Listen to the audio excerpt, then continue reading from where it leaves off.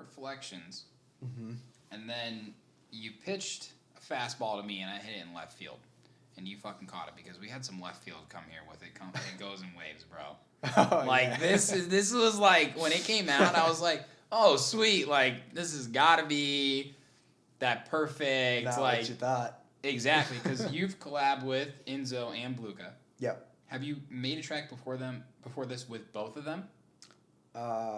Yeah, but Inzo and Blookah and I have made a lot of tracks together. But released, I guess. Never released any of the others yet. Okay. But that was the first one that we decided to put out. Yeah.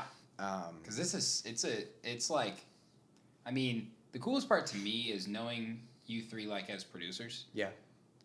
It's so special when you hear a collaboration track, knowing people's styles. Yeah. And hearing the little bits and pieces that, at least I think, from my chair, like what you did, what Mike might have done, what Blookah might have done. Yeah.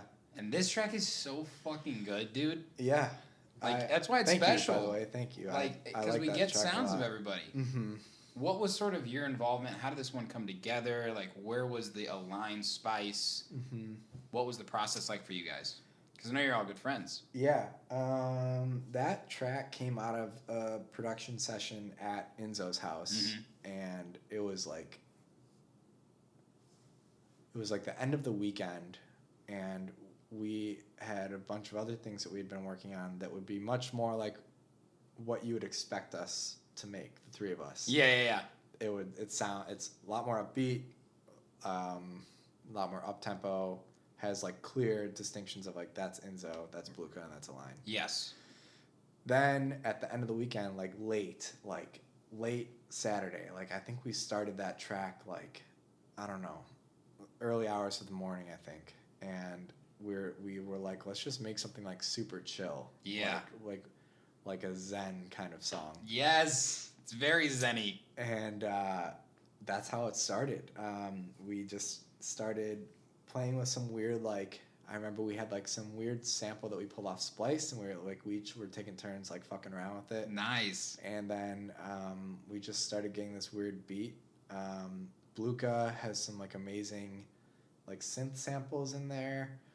I like took turns taking the things that Blookah played on his synth and chopping them up and rearranging them. So there's like very particular spots in the song where I hear Blookah's thing, but I know that was like what I arranged. Where your question was, where is like the aligned piece of that? Yeah. I wanted to hear where they were coming from too. Yeah, I think we all just wanted we were like tired of hearing like a banging bass drum or a kick drum, and banging bass in your ear all the time. Yeah, absolutely. So we were like, let's do something really relaxed and like something really different. I think it's like one of the most unique things I've been part of.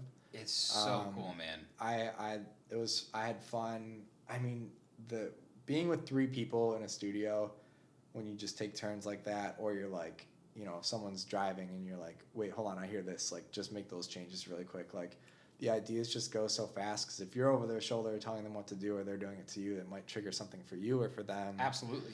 So it's just a fast process, like with the three of us, and we are also really good friends, so it works out really well. It's like you had a good really time fun with this track then. Yeah. So late night session turned into something cool, and then we just kept working on it back and forth. Went back to Inzo's a couple more times, and at that point we had kind of the structure of it there, so we were like, all right, let's do it. So, that's awesome, man. Yeah, pitched it to Sesquan, which is the sub-label of Wakan, which is Liquid Strangers label, and put it out with them. So sick. So yeah, thanks. It's a great track, special track. Yeah, it's fun. I look forward to hearing that one live on a proper sound system. Yeah, because it's not bass like, in your face, but it's got some bass in it. I like that it's slowed down. I like the percussion in it. Yes, a lot. It's got some good breaks in there, dude. And like those breaks and samples and like the slowdowns and stuff that happen. I'm just a big fan of all that. So turned out nicely. It's awesome. And one thing I asked you about before we got on air is like it's a lot different, like you said, to work with just one other producer in the studio.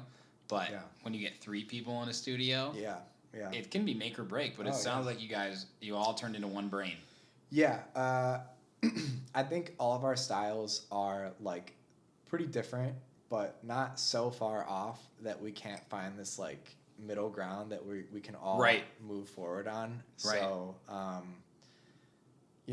don't get me wrong, there's plenty of times where like any of us three add something and then the other two are like, and like there's a lot of those. So you know what? Maybe 3 people is good because 2 people can veto, and then there's a tiebreaker. Yeah, and I've been vetoed. I have vetoed. Like, you know, it's like the regular ebb and flow of that is of so funny. Work session, and it's working with the two of them.